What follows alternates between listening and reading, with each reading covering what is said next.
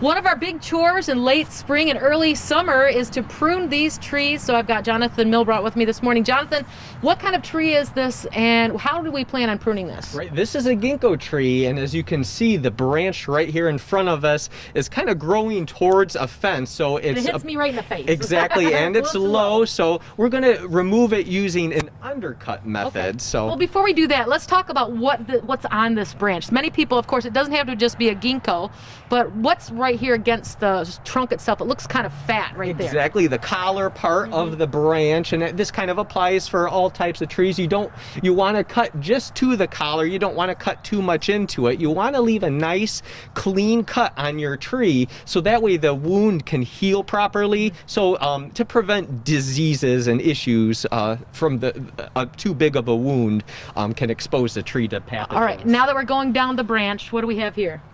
Yeah, and then from here we have the stems and where the leaves will shoot out and all of our buds on this ginkgo. Okay. So, and right down here is a past pruning. Exactly, and this is an example of a well done pruning example. As you can see, it healed really nicely. So that's how we want to do this cut here. All right, so give it a shot. We're ready. Well, this is simple. We got a nice pruning saw, folding saw, and of course put on our eye protection here.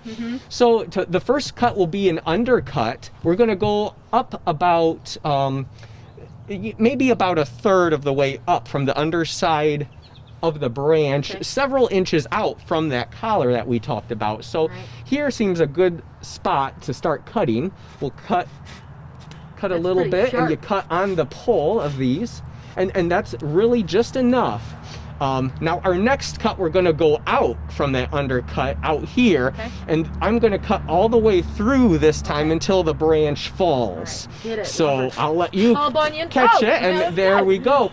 And the reason we did that is because if we tried to cut right at the collar here, the weight of a branch, especially larger, heavier branches, as it falls, it might pull down and then peel the bark, and then you're going to end up with a really large wound. So with that undercut, if the branch actually started falling, that undercut would have stopped the bark from peeling down. So that's why we did that. Right. We actually didn't need to do that with this cut because it was so light, and we were in luck. So now we can go ahead and cut the stub off to the collar. I'm watching the master.